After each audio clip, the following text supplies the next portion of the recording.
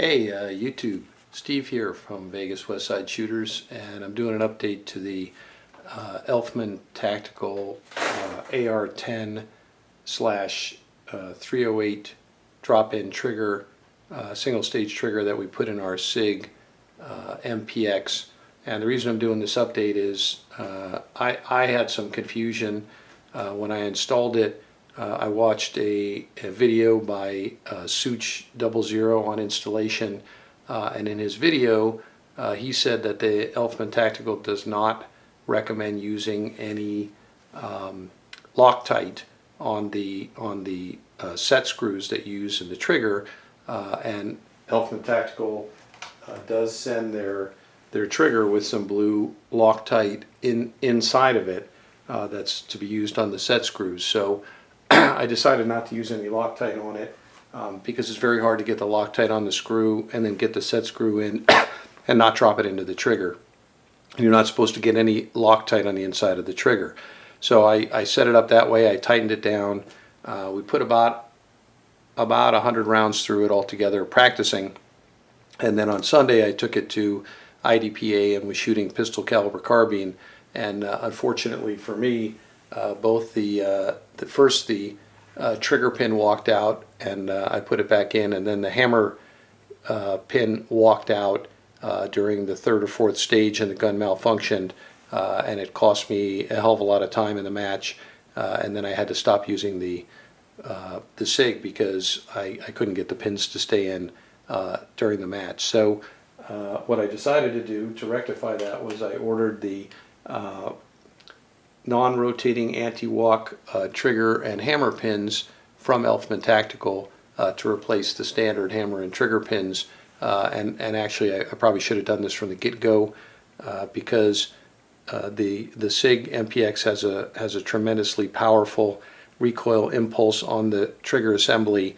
which is why I got the AR-10 trigger, because it's a heavy-duty trigger and Sig doesn't recommend replacing the trigger. Their trigger comes with an extra piece called the trigger bridge to protect it from that recoil impulse, and that impulse knocked these pins out in less than 150 rounds. So I'm going to use these anti-walk, anti-rotation pins, and hopefully that'll solve the problem. I'm going to get them installed, and then we'll take a look at that. So I hope you stick with us. All right, that was pretty simple to install, and hopefully you can see this. I'm actually going to try to illuminate it a little bit better.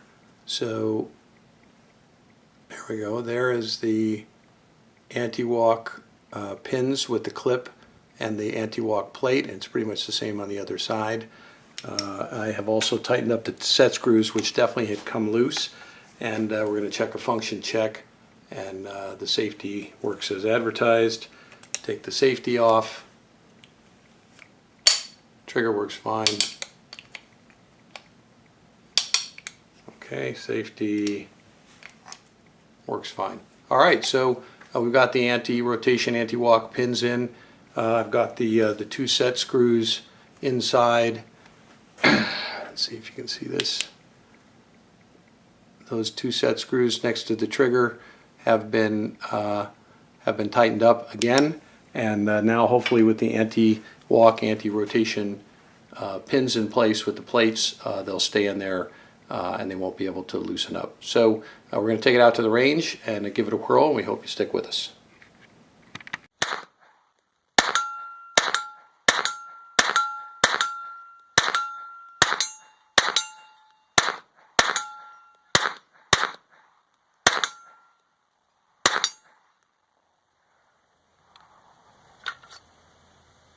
Yeah, it's running fine. Yeah, how do you like that trigger? Yeah, I like it. I like the reset on it. It's nice and short. All right, here's Luke shooting the new Elf trigger with the anti-walk pins.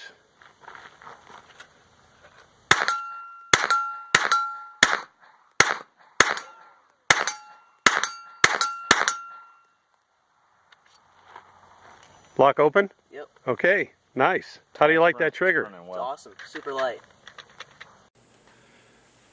Alright, so we're back at the garage, and the new Elf Tactical anti-rotation, anti-walkout pins seem to have done the trick. We didn't have any malfunctions. We put a total of 200 rounds through the rifle this morning with 0 malfunctions, no issues at all. I checked the pins; they're still in there tight. I've checked the set screws; they didn't lose any of their tension during this, so that's all good.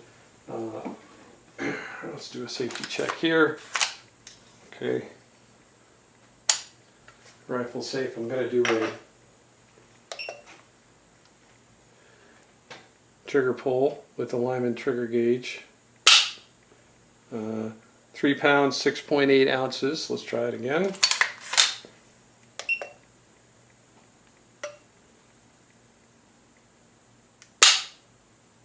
£3, 4.6 ounces. So it's running around 3.5 pounds.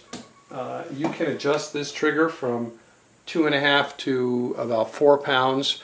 I think 3 to 3.5 pounds for this rifle is an outstanding trigger, and this trigger is really it's just something else. I mean, it's a very, very clean break. There is no uptake whatsoever, and it breaks like raw spaghetti.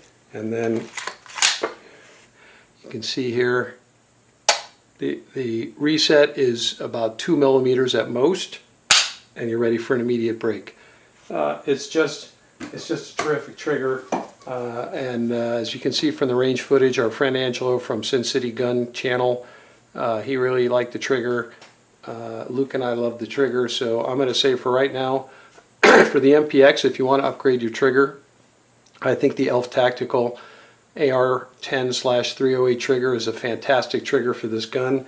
Is it going to hold up to 10,000 rounds? Only time will tell, but I would absolutely, positively recommend that if you're going to put this trigger in the gun, that you just get the anti-walk, anti-rotation pins from the outset. They were $24.95, and I'm a little surprised that they don't include them with the trigger and just make it mandatory. But for this setup in the MPX, I wouldn't put this trigger in without the anti-walk pins. So I hope you enjoyed this video. Steve and Luke from Vegas Westside Shooters, with our friend Angelo from Sin City Guns, and we thank you for watching. See you around the range.